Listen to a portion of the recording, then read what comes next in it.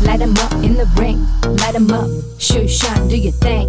Light 'em up in the ring, light 'em up, shoot, shine, do your thing. Light 'em up, go dumb, go stupid, yeah, we undefeated. Sucker free, we got the seats heated.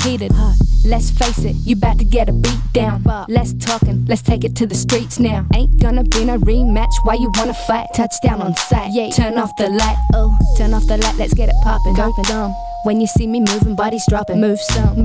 I'm about to go sick. Call Earl. I'm turning up like E40, not your average girl. I'm turning up. We can rock like Rocky, make you tap it. Ghost ride the whip, look at my drip. This ain't a copy. We got a night if you wanna throw hands. When they see me fight, they wanna throw bands. Go dumb, go stupid, yeah, we undefeated. Sucker free, we got the seats heated. Light 'em up in the ring, light 'em up, shoot, shine, do your thing. Light 'em up in the ring, light 'em up, shoot, shine, do your thing. Light 'em up. It's time for the main event. It's the Shoe Shine. ¿Qué onda, vatos locos? Damas y caballeros, it's your boy Dave in the 702 coming back at you for a special Shoe Shine Sports edition on a Thursday night, all the way from the cold city of brotherly love, Philly Irish, Drew Evo. Glad to see you. What's cracking, homie? Chilling, you. Oh man, it's been an interesting week for me, man, but probably not as interesting as you guys. If you guys don't know, Drew's been working overtime for how many days straight? Too many. Damn. Now, I'm glad to have you back, man. Usually we do our thing on Monday or even Tuesday at the latest, but you've been making that bread, so I can't complain, man. But I gotta ask you, is that storm for real? You got another storm coming? Yep. Oh, snap. Let me change my light here real quick, guys. That's better. Saludos to everybody joining us. I know we were already live yesterday. We did a daytime show today with Mario and Vince. Appreciate that. But here we are with Drew. Because I know you got probably a lot to say, Drew. A lot of things have been cracking in the sports world. First and foremost, my 49ers are out of it. I was all bad with my picks this weekend, Drew. I picked the 49ers and the Bears to advance. Nope. So here we are. AFC and NFC championship weekend. On Sunday, we got boxing. Tomorrow, if you got Paramount Plus, the premiere of Zuffa. You got Paramount Plus? I think so. You think so? I might check it out. I don't know. Like, here's the thing. I don't think too highly of it. Like, it's just another way how to underpay. Like, it's just Dana White underpaying fighters in boxing now and everything, and like, it's not worth it. And I think he should at least entertain the idea of working with the sanctioning bodies. But the sport is really going anywhere else after this, really, to be honest. So I think Ukataya has really made a mistake in signing with Zuffa. So I don't know. Well, that was the big news. If you're a hardcore boxing fan, and first and foremost, salute to everybody out there in the chat. I appreciate Paul Martinez, the Upset King. Vince is back in the building. Appreciate you guys. I'm curious, guys, and the people in the chat, let me know, Big Spooky, does it show up on YouTube that we have two shows currently at once? Because this is a beta trial, meaning my software is trying it for the first time. We're supposed to be shooting a vertical stream and a horizontal stream, but from what I can see, it looks super basic. It's not putting my chat on the horizontal, but it's putting it on the vertical, Drew. And I think when I try to add pictures and videos, it looks all messed up. Like, it's weird. Let me know if there are two streams going on. I don't see two streams. You don't see two streams? No. What have I looked? I'm stooped. This is going to be a weird show. That's what she said. That's what she said. Yeah, no, I can't even check myself either because I'm using this. Let me see here. Live. Yo, I only see one. Do I see? What do I see? YouTube fucked us. Does anybody out there see 2 shows? Anyways, man, it's going to be a massive weekend here in Las Vegas, Drew. We got UFC. Which one is it? Oh, I can't even keep up, man. Let's see how the pictures look. We got UFC 324, Gaethje, a Vegas local versus Pimblet, the UK guy, in the main event. It was supposed to be a pay-per-view, but the ladies got injured, and that's why it was a pay-per-view. And you also have the return of, what's this guy with the crazy hair, man? Sean O'Malley. That's a T-Mobile. I'm going to be at the Fontainebleau with Fonzie. Fonzie hasn't tapped in yet, but we're going to go check out that Murataya Cruz fight, Matchroom Boxing with Top Rank. And then you got the Adult Video News, AVN, short for AVN. No, AVN is short for Adult Video News. They got that whole thing in town for all the lovers of adult videos. That's right. Oh, yeah, that's cracking at the Virgin. Drew, you a little excited, huh? Oh, man. A lot of people in town just for that, too. And a lot of people in town for the UFC and and I'm sure they're going to try to go over an after party at the old Hard Rock, which is the Virgin. A lot of live streamers from Las Vegas will probably be out there. Big Spooky says only one stream. Big Spooky, is it the horizontal stream or the vertical one? What I did everything it told me to do. They said that we were going to have 2 streams. Sucks. It's not ready for prime time, Drew. That's what she said. Well, Drew, a lot of people are very upset about all the things going on with the boxing regulations. Congress has gotten involved, and they made some amendments. Congressmen, including one from Nevada, made amendments. One amendment that was put in there yesterday. Let's see if this will show up on the screen here. Yeah, see, now we're horizontal and the numbers are whack, dude. I should have done this vertical. But here it is. Let's see if that shows. Dan Redfield reports, okay, this is an amendment to the Ali Act. Obviously, that's going to benefit Zuffa Boxing. Singular title, a sanctioning organization, which is in boxing the WBC, WBO, IBF, WBA. 4 of them, right? Can only and shall award only 1 championship title for each weight class. Interim titles or may not award an interim championship title except in the case of injury or illness to a reigning title holder, refusal or inability by the reigning title holder to defend his title. Inability. Okay, why is that important? That would be a very good amendment. I like that one. Because Tank Davis, bro, Tank Davis is MIA, dude. Tank Davis is still on the lam. He's on the lam, bro. And he can't defend his title, obviously. See, that looks crazy. It's throwing up things twice in the vertical chat. I'm not even sure which chat, This is looking crazy, yo. Anyways, it's more important we get out what Drew wants to get out today. Let's start with, before we get into boxing news and bore everybody, it's championship football weekend. And I heard that there was some big news regarding the Eagles. Obviously, the 49ers had big news too. We already lost our amazing defensive coordinator, former Jets head coach, Robert Saleh. Looks like he is signing a deal to be the head coach of the Titans. 49ers lose their defensive coordinator, the guy that got us to the playoffs with a rag doll version of a normal defense. Did I just hear the Eagles lost their defensive coordinator? Who did you guys lose? Yeah, we lost our defensive backs coach and passing game coordinator. He went to Dallas to become their defensive coordinator. Oh, man. Not your defensive coordinator. Not the Italian guy, right? Not Fangio. We didn't lose Fangio. We lost somebody, one of his underlings. Okay. That's not too bad. I thought you guys lost the great Fangio. Nah, I don't. Here's the thing.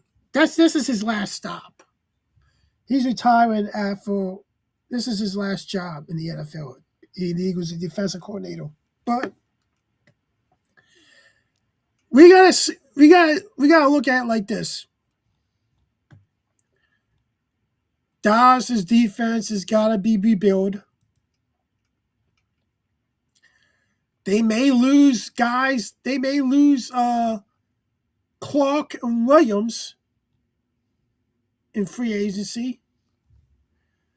They got a lot of holes on that defense. They're about to lose some players on offense. Here's the thing. The one player that they can ill afford to lose is George Pickens. That's the main guy they can ill afford to lose. Because now you not only have to worry about Philadelphia, but in the next 2 to 3 years, the Giants may be a problem. You think so? And I'd be honest, I think the Giants may be the number 2 team in the NFC East Next year. Yeah, All right. I think the Eagles That's a come back. bold I take. think the Eagles are going to win the division again next year. I think the Eagles are going to be a hell of a lot better than they was this year, because I think whoever they get as offensive coordinator, it's going to be a lot better. I think they're going to get an experienced play caller, and I think they're going to innovate their version of offense to this team, and it's going to make the team better on offense. I think that we may lose maybe 1 or 2 marquee free agents, but I think with the draft, with us been drafting well and everything, I think that would be all right. But I look at it like this: they already got the strength of schedule out there, and so far we got the 23rd toughest schedule in the league next year, which we had the number 1 toughest schedule this past season and finished 11-6. And that's remarkable, but I believe we have the 23rd toughest schedule next year. And Dallas has the middle of the pack tough schedule with the Commanders. I think the team that has the toughest schedule is, I believe it's probably the Bears. And the easiest schedule is the Cleveland Browns. But here's the thing.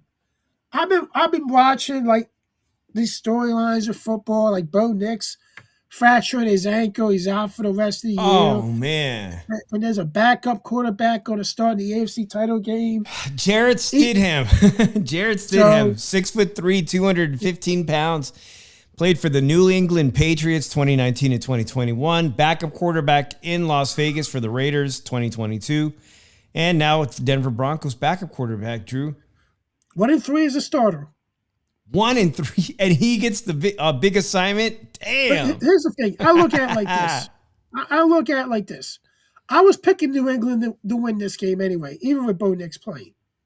I think New England is a better team. And I see that. And then I'm keeping up with Buffalo with Dorman getting fired. And the Bills Mafia is actually started a petition to get Sean McDermott back to be rehired, because they did not think he was justifiably fired. And the owner throwing him under the bus when he spoke out and said that this team he said he criticized how the team was built. Said this team ain't gonna go to a Super Bowl. Ain't good enough to win right now. And they criticized him, and then they try the receiver. The owner threw one of the wide receivers on the bus, saying that we didn't want him. The coaching staff pushed for him to get drafted. So now you got a player that's on the team that the ownership did not want, and they were pushing the draft. You might as well, if you don't want me, trade me. And everything. And then it's a mess in Buffalo. I think that the owner should have kept his mouth shut about certain shit. Like, you fired him. Okay. It was like, I thought it should have happened a year ago. He had his time and everything. But like now, to publicly bash him and everything, you just trying to ruin his chance of becoming a head coach again. But now we see the landscape of the AFC changing going forward. Mm-hmm. This was the best shot he had to win a Super Bowl, Josh Allen. No Patrick Mahomes, no Lamar Jackson, no Joe Burrow. You were the guy that everybody was looking at this to extend to that next level. And you didn't do it. And because of a couple back calls, but you didn't do it. You never would have won a playoff game. But Man, the Bills got shaft, the big shaft, man. Especially considering if there is any sports rigging in the NFL, boy, did it backfire. Because how's Denver Broncos expected to stay competitive with a guy who, under the pressure, man, he's probably going to fold. Like I know that Denver Broncos still have an amazing offense and defense, Drew, but this guy is he's never been at this level. You know, he's never performed under these bright lights.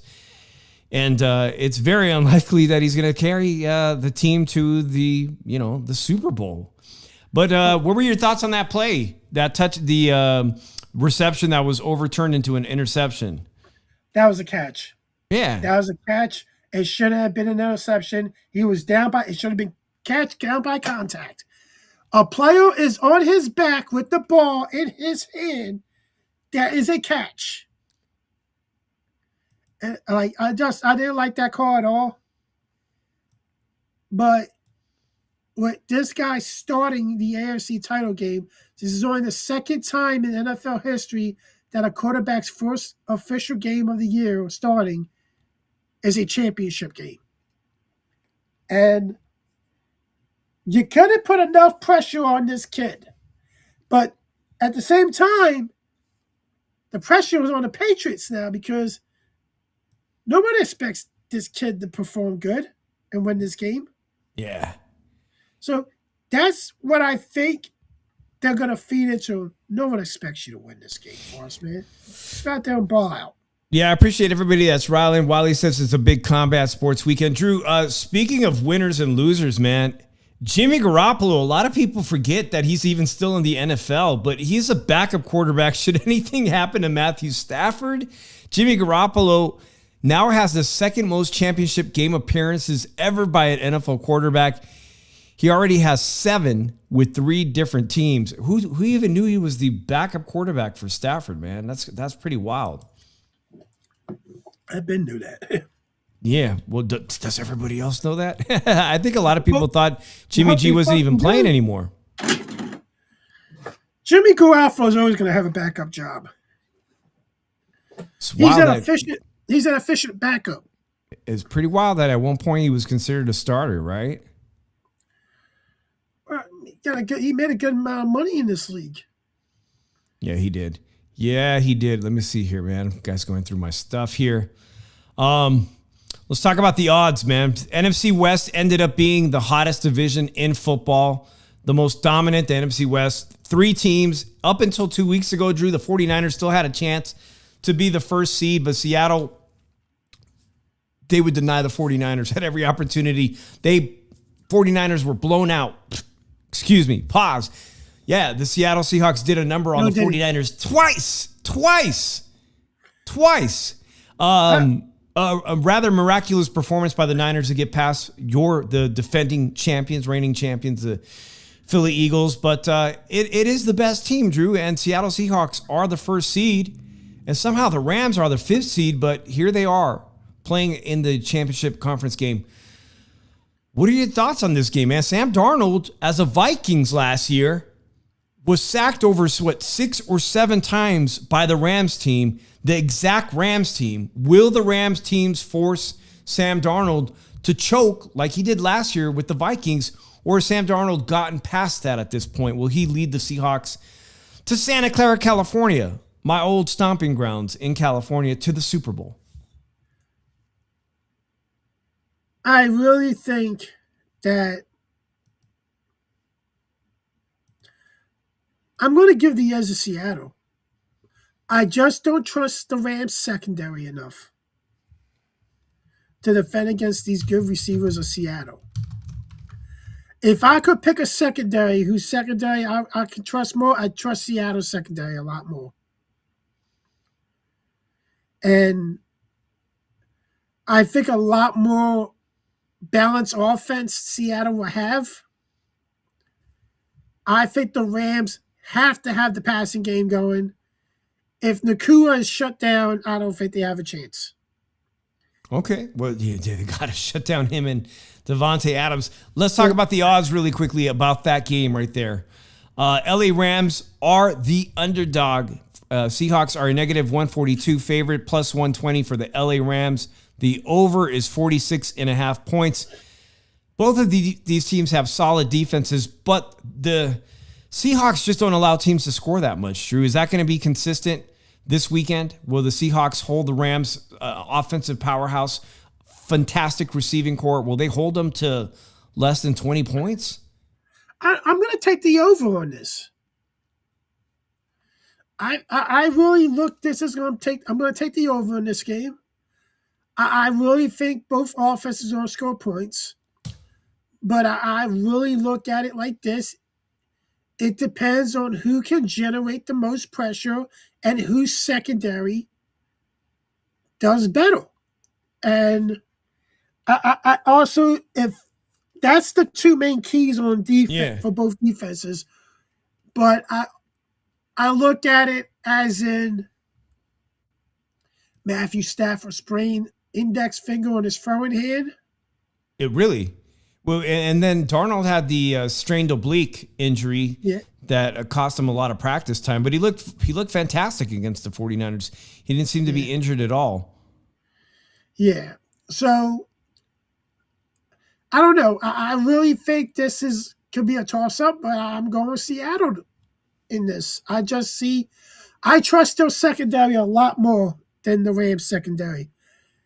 I just don't think they match up well with Seattle's corners. Has the offensive line for Seattle improved enough to allow Darnold not to feel that pressure? Because I'm thinking if Darnold gets pressured enough and turns over that ball, it suddenly becomes LA Rams, victory to be had, man. They're much better than the Vikings protected them last year. They got to win the turnover. For Rams to win this game, they got to win the turnover battle. All right. That's what I think too, man. Unfortunately for me as a 49er fan, Drew, none of the teams or people 49er fans want to see in their very own backyard in Santa Clara, California. But I think Sam Darnold has gotten over that hump. And I hate to say, probably 49er fans, they equally despise LA Rams and Seahawks probably equally, but probably, I would say they probably dislike the LA Rams even more.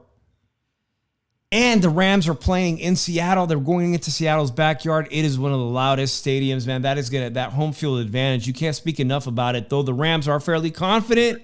They're a very confident team, man, that you cannot discount that amazing Seattle Seahawks fan base that is one of the loudest in the NFL.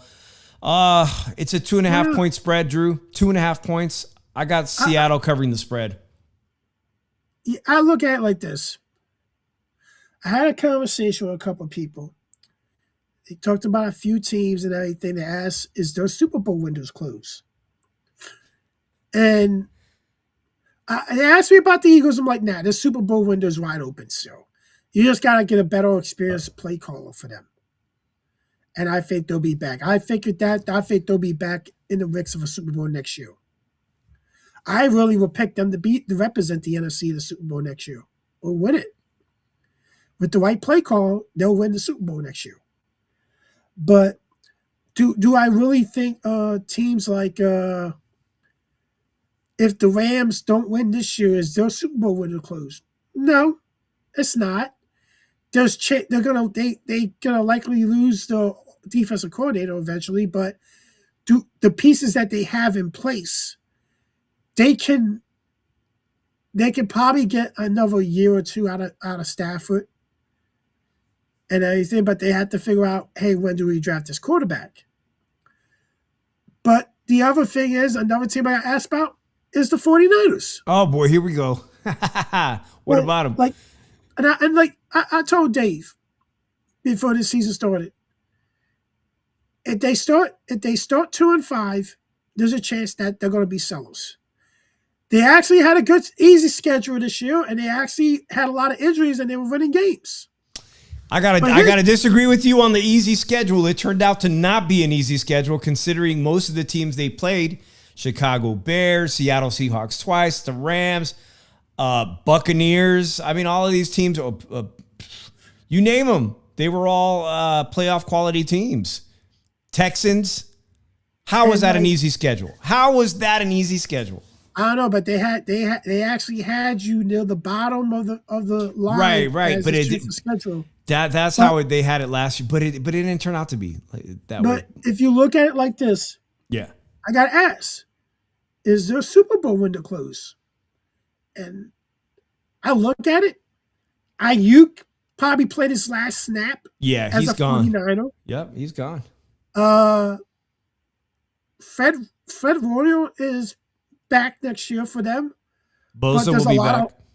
Bosa would be back. There's a lot of holes in that defense still.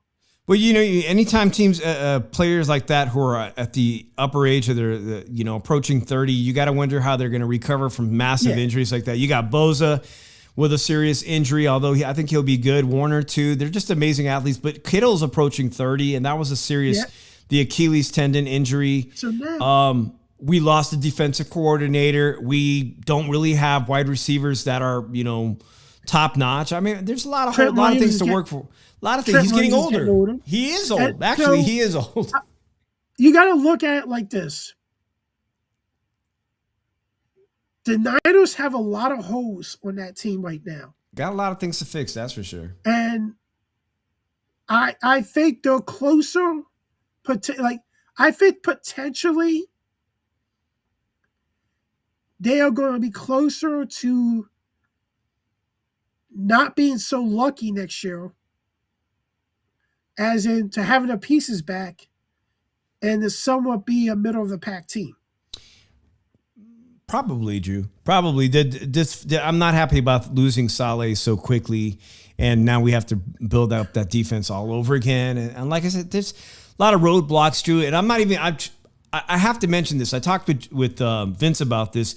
There is a conversation going around the NFL and the players union that the practice facility for the 49ers is making the players prone to injury, Drew.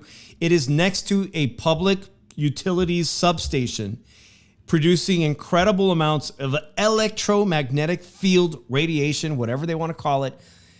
And some of the players think, and some of the agents of the players think, that being right next to the electrical substation is causing the injuries to have the players that get crazy soft tissue injuries. That's the type of injuries we're seeing, bro.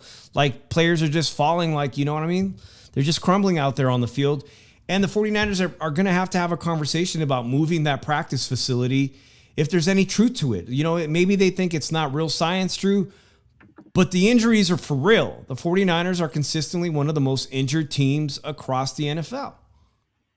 Well, here's the thing. Here's a question for you. And this is about the GM and Shanahan. If the 49ers start slow next year, have a bad start to the season, do you think they both be on the hot seat? Nah. Who's Shanahan? Shanahan and John Lynch, the GM. Nah, I don't think so. I don't think they're ready to give up on them yet. No. Okay, but here's the thing. What happens if the Niners finish with a losing record? It happened. It happened immediately after the Super Bowl appearance. That season was a wash. And here we got back into the divisional round. So, I'm probably expecting the team to play to be 8-8 or something next year. But we'll see, man. I got to see how this. We got a long ways to go. We got the draft. I'm looking forward to that. And to be honest, I'm ready to talk about this Denver Broncos team, it looks like it's uphill battle, Drew. Are you ready to talk about Broncos Patriots and Cardi B's baby daddy? Because there's a lot of prop bets on Cardi B's baby daddy.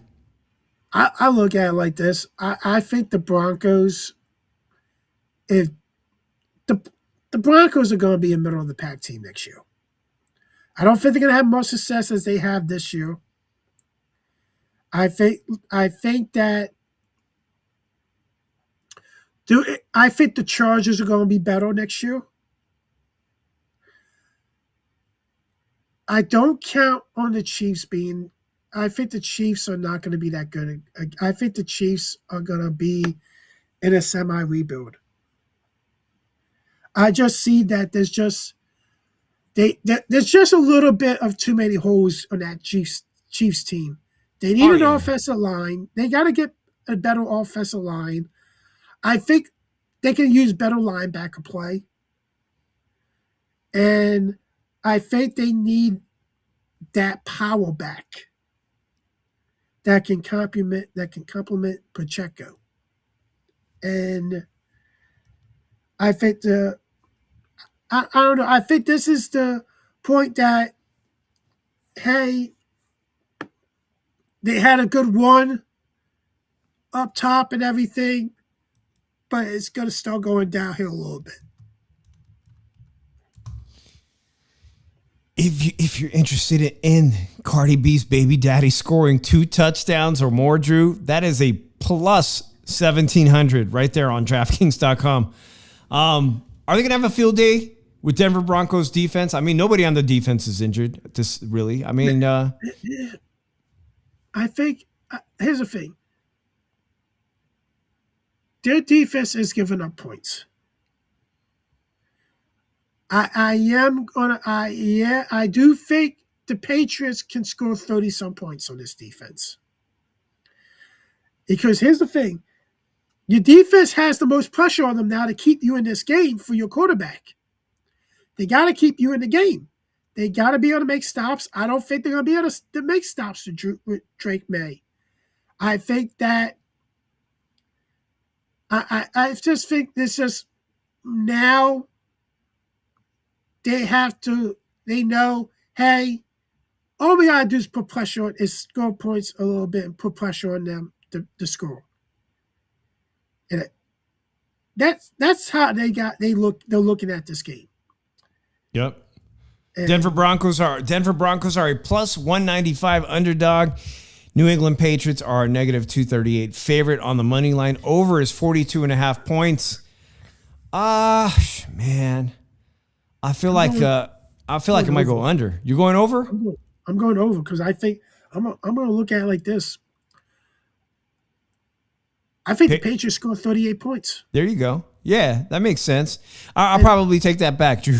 But I'm going with the money line for sure on New England Patriots. Here's an interesting prop bet on DraftKings.com. Drake May 250 plus passing yards. Matthew Stafford 250 passing yards. Puka Nacua 100 plus receiving yards.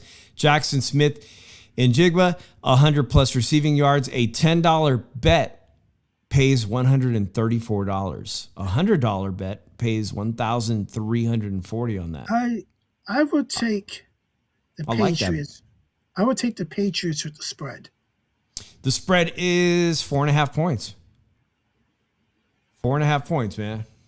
Yeah, they're covering that. They're definitely covering that.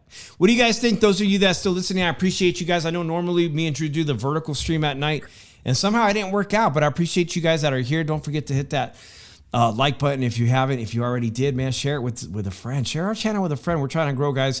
This is our third show of the week on the channel. We took Monday, Tuesday off. I disappeared all weekend because I was depressed about the 49ers. No, I'm just playing. I didn't, Drew. That's going to be Sunday. That's my Sunday.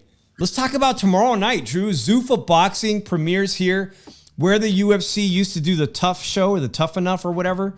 At the Apex, right? Yeah, that Ultimate Fighter TV show where so many stars. I remember stars like Diego the Nightmare Sanchez, all the people that came out of that show. That's where they're having their first boxing show, headlined by Calum Walsh.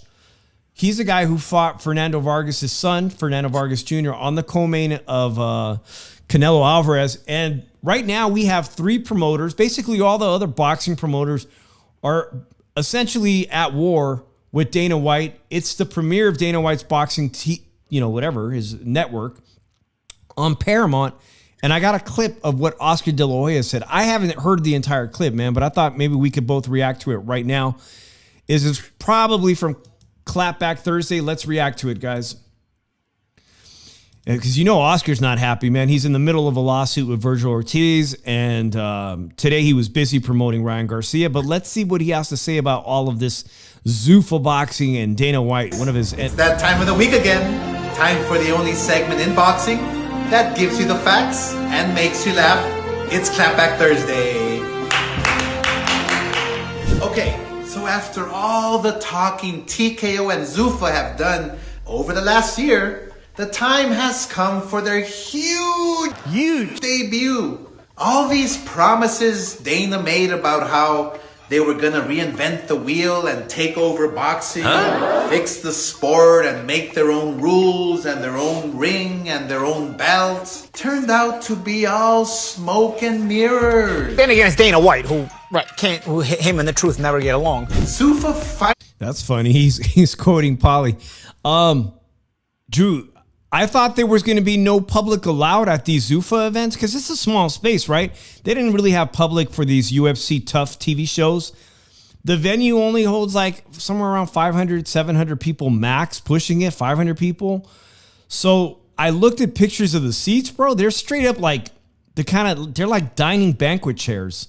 They're not like actually theater seating. So it looks ridiculously uncomfortable to sit through a boxing match.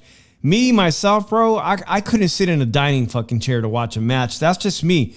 I would love to go for free, but it ain't free. $250 seats to sit in a dining chair was the cheapest seats to go see this event tomorrow. Those sold out instantly, which only left people with $500 to $1,500 options. Then they got VIP couches if you really ballin'. And you wanted to see, I guess, the premiere of this, I don't think much of that main event.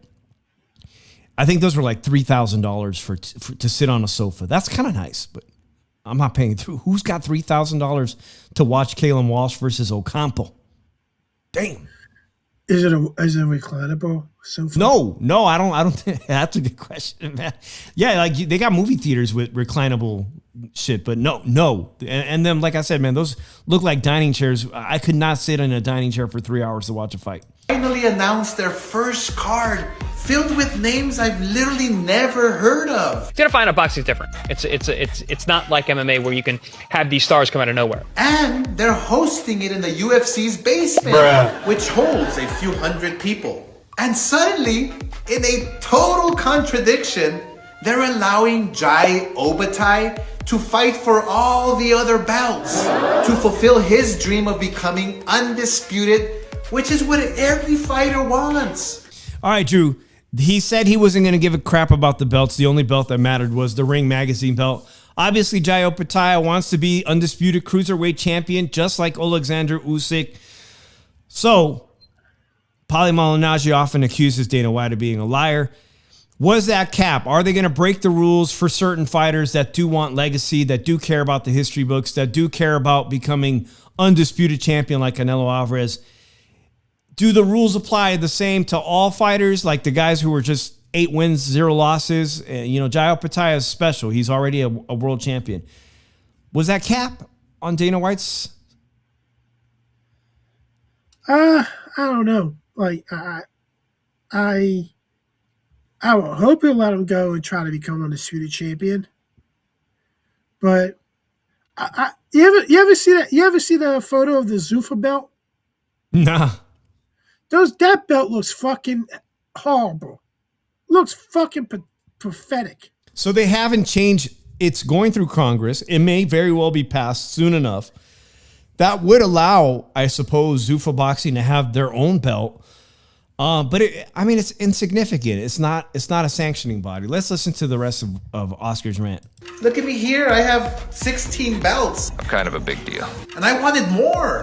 Remember Dana said he had no intentions of working with the 4 major sanctioning bodies. And now he's changing his mind? Dana barely ever tells the truth. And they're allowing Obatai to be co-promoted by someone else who knows their way around boxing. Yeah, giveaway. This makes them nothing more than just another promoter with a made-up doofus belt. I mean, look, they do have deep Was that pockets the belt, Drew? to fund these glorified sparring sessions. Friday night sissy fights. But I'm 0% surprised that your league is nothing like you promised, Dana.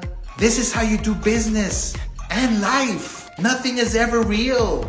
And when anyone challenges you on the facts, you call them crazy and unhinged? Look, good luck, Dana, in your further attempt to control boxing and monopolize the sport. Drew, I had a long conversation today with, of course, Vince in Fighting FX on YouTube. Is ultimately what they want to do, the UFC, to take over all of boxing the way they did.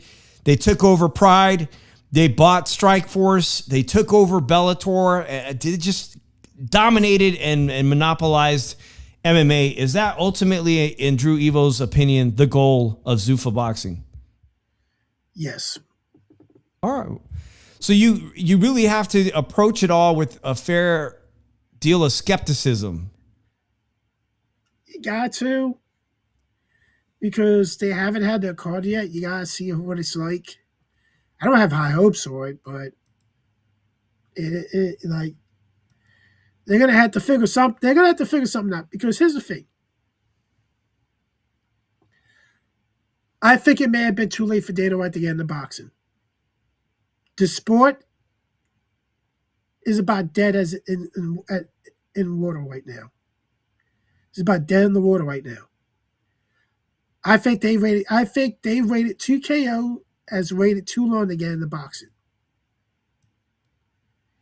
So, in case you're interested, look at the people that they hired. Joe Tessitore, formerly of ESPN, Max Kellerman of HBO, Andre Ward. Oh my God, Heidi Androl. She's been around the sport. Who else is on here? Antonio Tarver, Mike Coppinger, Mark Kriegel of ESPN, Top Rank, and Joe Martinez, ring announcer. I mean, they hired a lot of qualified people. By the way, Wile E. Coyote says there's fans that pay like $100,000 for an up-close experience in the UFC. I can't imagine spending that kind, but Vegas is going to be popping, man. UFC's in town. T-Mobile will be popping. Of course, we're going to go to the regular boxing event at the Fontainebleau.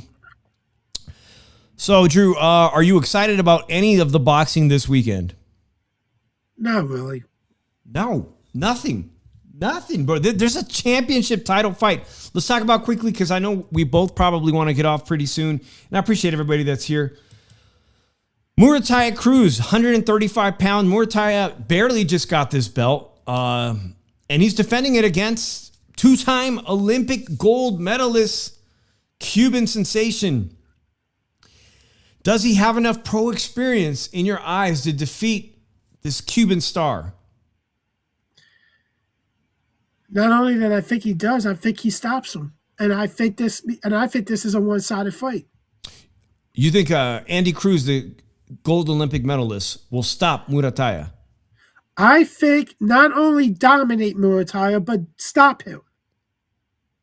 Damn, let me look at these odds. There's already a lot of betting going on DraftKings on the Zuffa boxing card. By the way, if you guys are interested, check out the video I did with Caipo Gallegos at the gym, Las Vegas Fight Club. He is a negative 3,500 favorite on this card. Please go leave a comment on that, man. I think this kid is really special. Caipo Gallegos is a junior Olympian, 15 times national amateur champion. He's on the card. Israel Madrimov is on the card, Drew. I think he's the co-main event against Luis David Salazar. He's a negative 3,500 favorite. Who else is Jesse Hart? Ain't he from Philly? Yeah. All right, Jesse Hart is a plus 475 underdog against Khalil Coe. I haven't seen much of him to know. Omari Jones is on the card, negative 3,000 favorite. Raymond Murataya comes in at a plus 210 underdog. Andy Cruz, negative 275 on the money line. I just want to look at some more bets here. Raymond Murataya by knockout, plus 380. Plus 1,600 on the draw. That's pretty interesting. Raymond Murataya by decision, plus 650. Andy Cruz by KO is plus 350.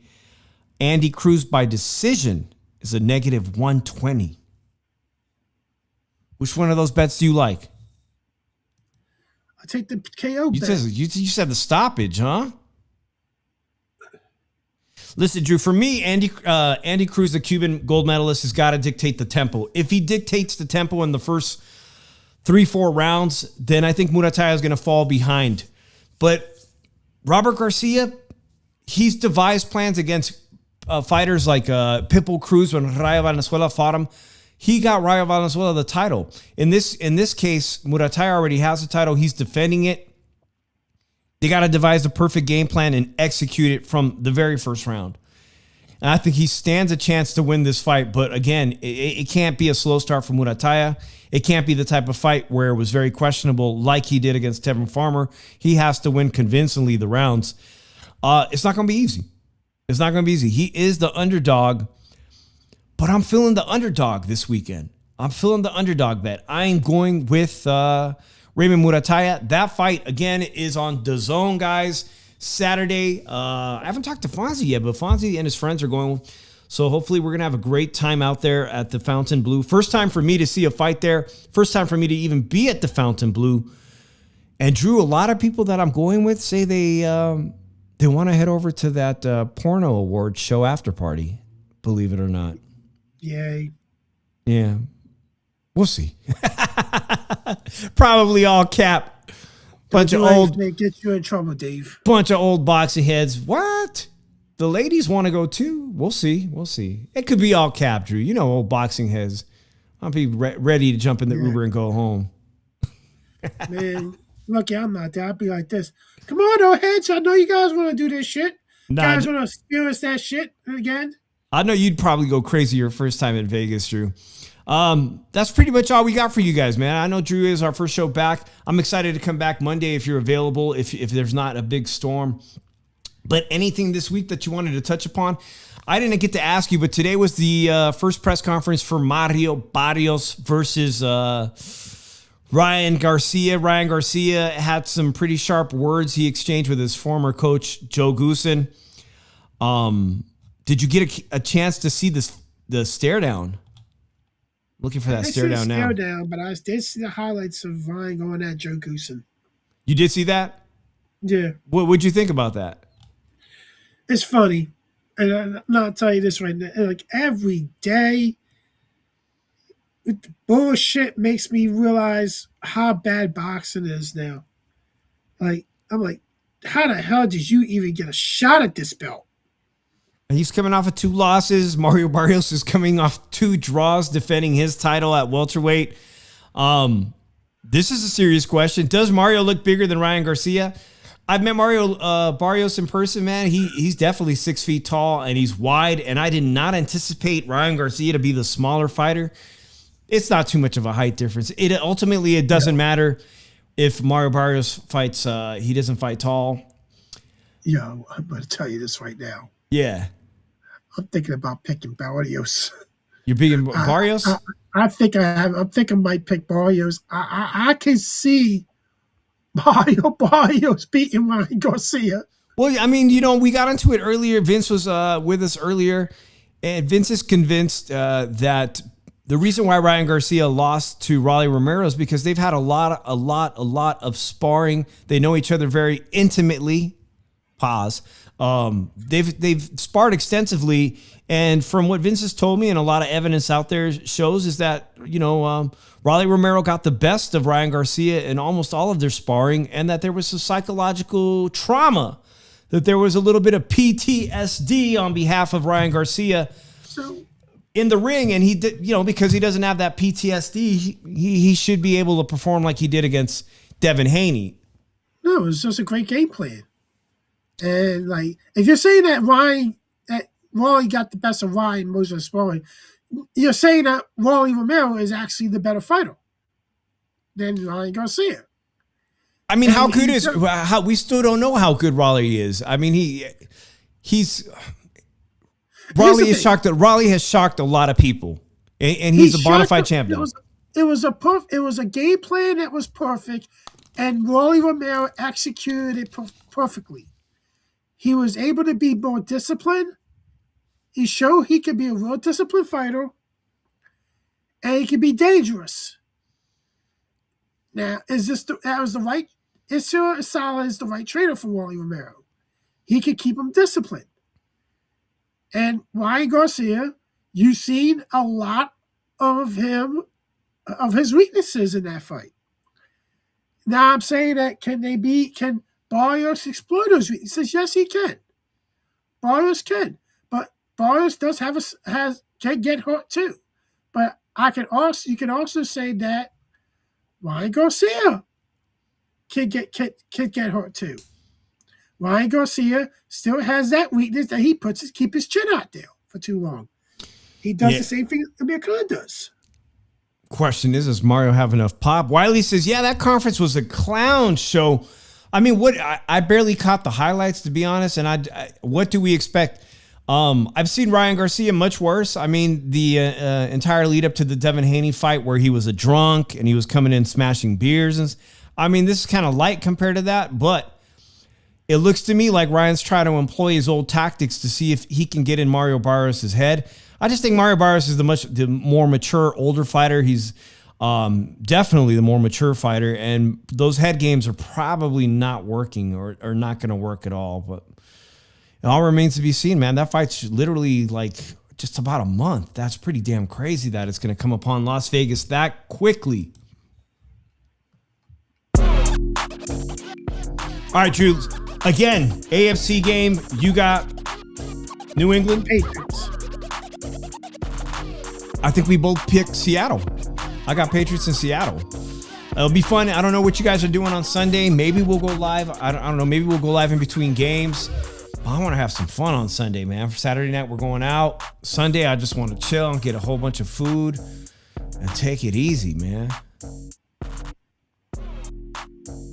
Yeah. I'm gonna tell you this right now. I got the Seattle 31-20 over the Rams. All right. And I got New England 38-24.